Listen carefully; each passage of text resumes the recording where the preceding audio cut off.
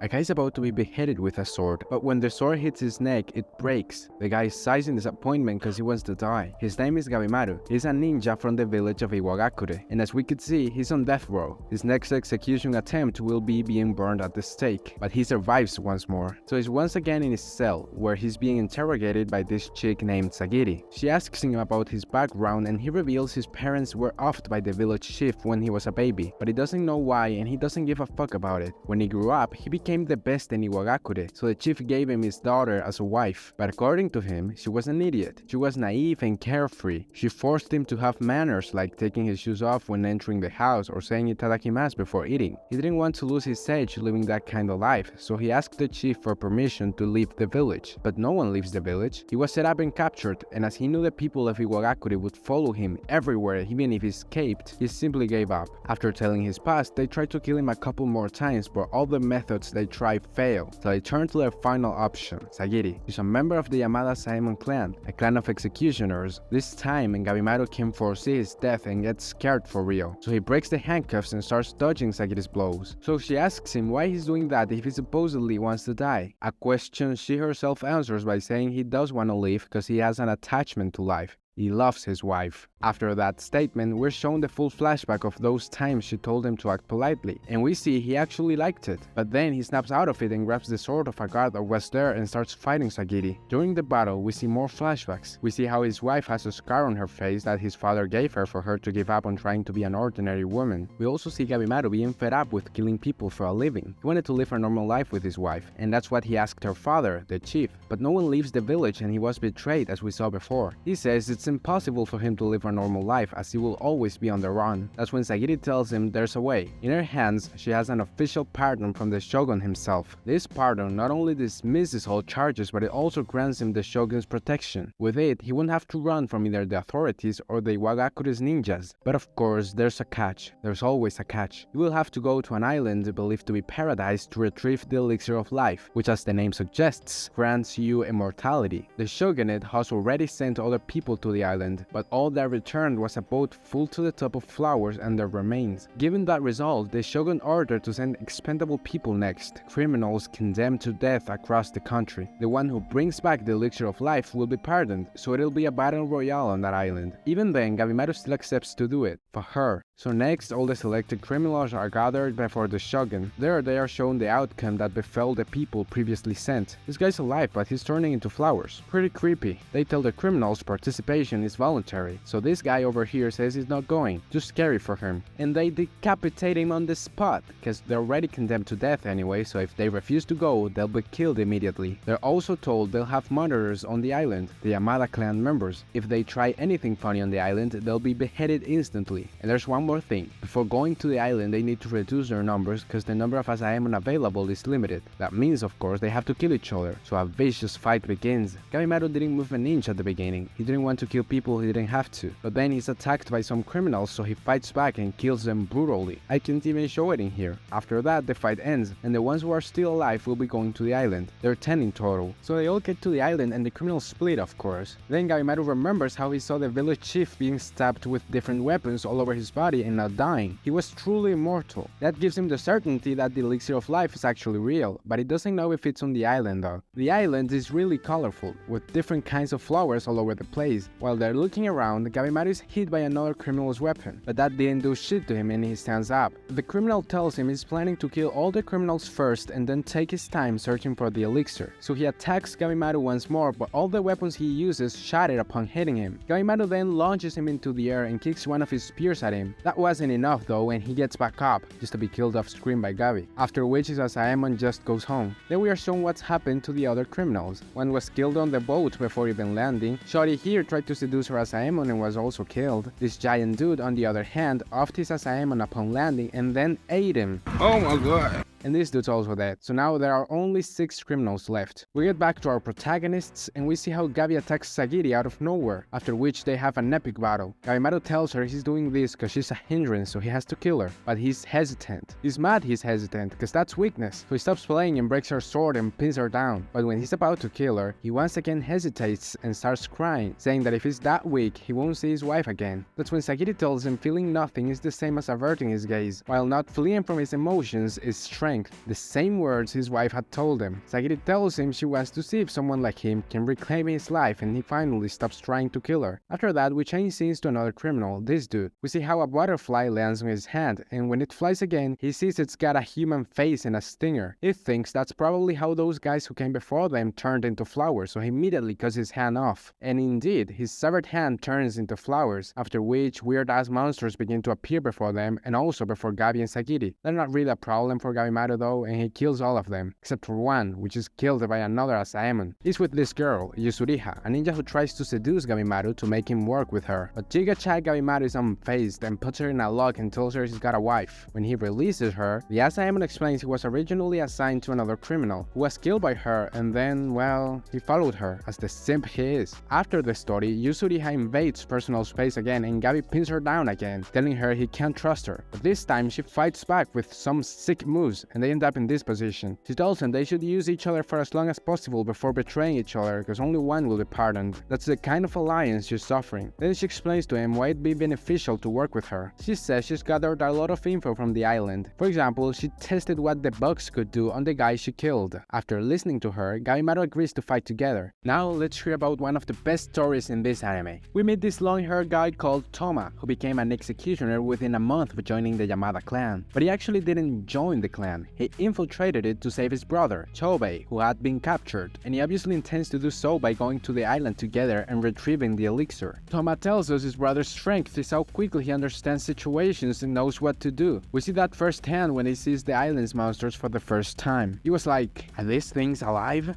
Then they can be killed. Toma says it's been like that since they were kids, even when their mother died and when their father was executed. Even when they were attacked by bandits, he ended up controlling the situation. And when they came to arrest him as the leader of the bandits, he told Toma to run and come rescue him later. Coming back to the present, Chobei's weapon has been destroyed, so he says they're running away. But one monster grabs Toma by his hair and he asks Chobei for help, but Chobei ignores him and continues running, to which Toma just smiles and frees himself. After which Chobei comes back and finishes the monster off. He had only gone to pick up one of the falling monster's weapons, with which he kills every monster that is attacking them. And then he says they're gonna kill every monster and criminal, find the elixir and drink it themselves. Oof. I love them. I'm definitely rooting for Gabimaru and for these two. Next, we focus on these two characters, Tenza and Nurugai. They're trying to escape from the island on a boat. In the meantime, we get to know Nurugai's past. One day she was chilling on a tree branch when she saw a bunch of people and talked to them. Thinking they were lost, she offered to take them to her village. But these MFs killed everyone in the village. Why? Because there are people that refuses to submit to the shogunate, so they're considered insurrectionists. But there are many peoples like that in that area, so they took her as a prisoner with the intention of getting the locations of the other villages out of her and then executing her. While in her cell, Tensa went to offer her the pardon from the shogun, as he didn't want an innocent person to be executed. Back to the present, they find many shipwrecks and they're attacked by a freaking kraken. While they're running away from it, they find the Asaemon of the criminal Gabi killed turning into flowers. He's done. Tensa and Nurugai fight ferociously against the kraken and they manage to escape. They realize all the currents in the area flow back to the island, so they will circle the island to find a current leading out. Then we get back to Gabimaru and the others. We see this clown is saying some sexist shit to Sagiri, but he gets humbled real quick by the giant criminal. Well, a little more than that. He's dead. Then Gabimaru joins the fight, sending the giant flying with a kick.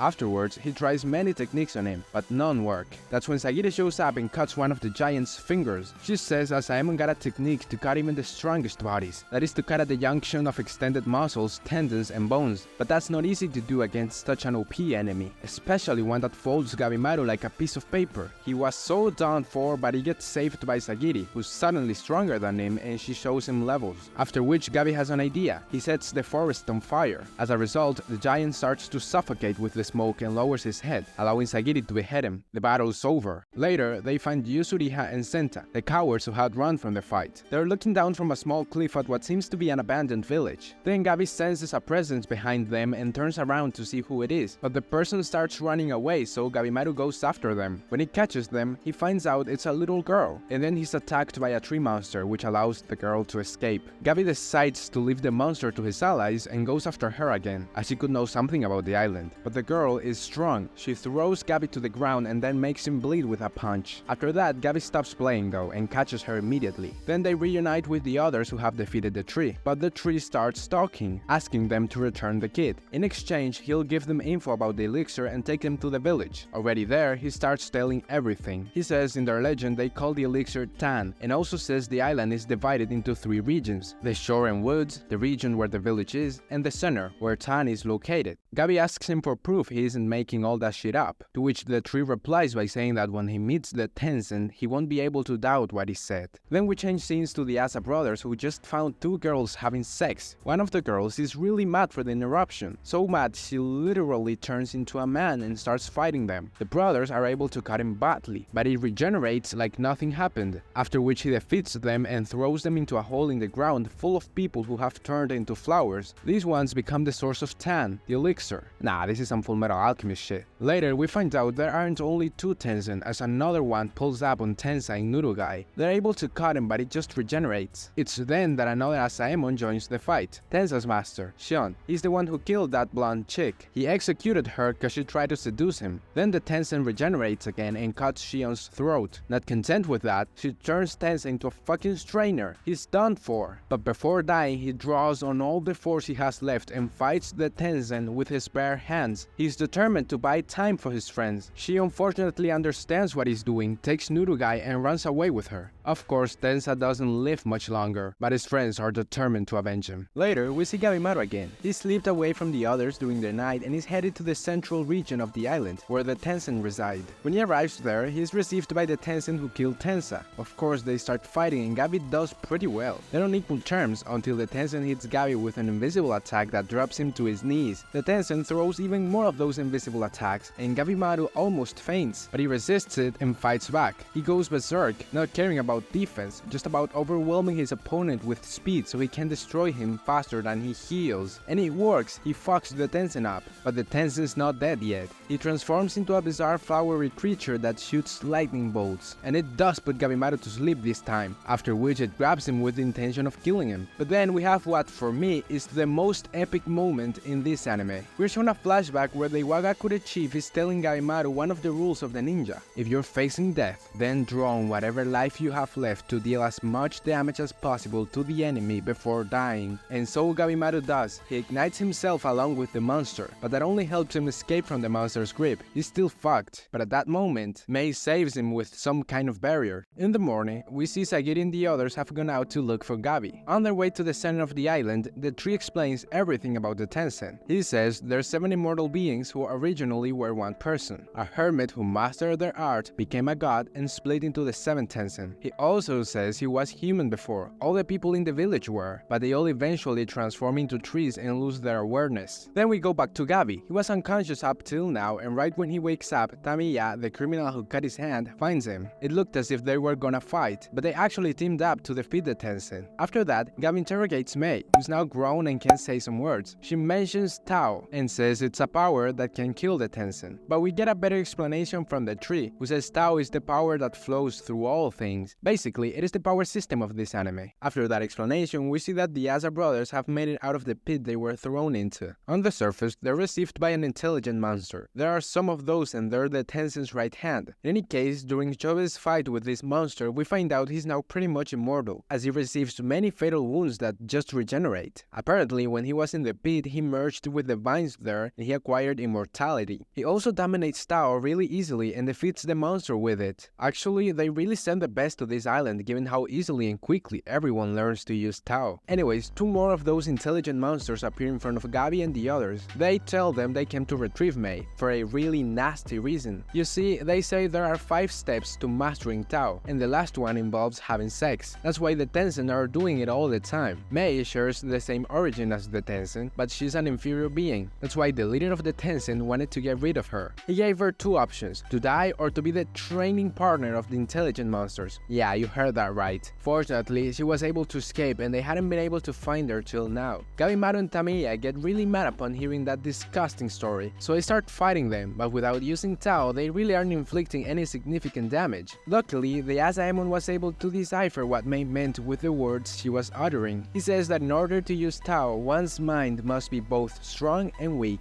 She also helps Gabi see Tao by directly touching his Tao, and as I said before, he's immediately able to use it. He and Tamiya kill both monsters. Later, we get back to Sagiri and the others. They finally arrive at where the Tensen live. There they are received by yet another Tensen, who beheads the tree immediately, for guiding them I guess. Yes, the Tensen reveals there's no such thing as the elixir of life. Time is essential to the Tensen, but if humans drink it, they turn into a tree. They achieve eternal life, but not eternal youth. The tree is still alive, and it tells Sagiri the weakness of the Tensen. That is their navel, as it is the heart of the Tao circulation. With that info, rookie Tao users cut down a 1000 years old master of Tao. But that's not the end. We already saw in Gabi's fight what happens when the Tensen are defeated in their base form. And that's exactly what happens here. While transforming, the monster attacks Senta, turning him into flowers, and then it shows its complete form. It really got a great design. It attacks Yuzuriha and Sagiri, who don't have the will to continue fighting, but they are saved by Shion, who just got there along with Nurugai. And they all start fighting against the monster, except for Yuzuriha, who just doesn't feel like it. Sagiri and Nurugai are distracting it, and Shion will kill it, cutting his weak point again. As it is a flower monster, its weak point has moved though. Shion knows that and catches no weak point, and the Tensen completely dies. Finally, after the fight, Senta dies, and the others find some temple to spend the night at. There, they begin to worry about the fact there is no elixir of life. However, Sagiri says there must be one, as Gabi told her his village chief is immortal. But then Yuzuriha kills every hope they had by saying what Gabimaru saw must have been an illusion. Apparently, it is common practice among ninja to show the kids a supernatural phenomenon to imprint on them they can never defy the chief. Then she goes on to say it's weird Gabi's married since ninja are just pawns. They wouldn't have such a young man get married. Does she even exist? That motherfucker back there is not real! Yuzuriha thinks it might be the chief's illusion, because it's impossible to control people using only fear. You need something stronger to motivate them to complete suicidal missions. Of course, that is all Yuzuriha's speculation. We don't know for sure if she's right. Lastly, we see Gabimaru once again. He had fainted after using Tao to defeat those monsters, so he was carried by Tamiya. You see, Tao is literally your life force. Using it too much may have serious consequences. Unfortunately, that's what happened to Gabimaru. He doesn't remember anything now. He doesn't remember where he is, why he is there, or who the people with him are. But he does remember who he is, so he plans to gather info while playing along with Mei and the others. That's how the anime ends, with Gabi lost in his thoughts in a cave. I hope you guys enjoyed this video. If so, please give a like and subscribe. See you next time.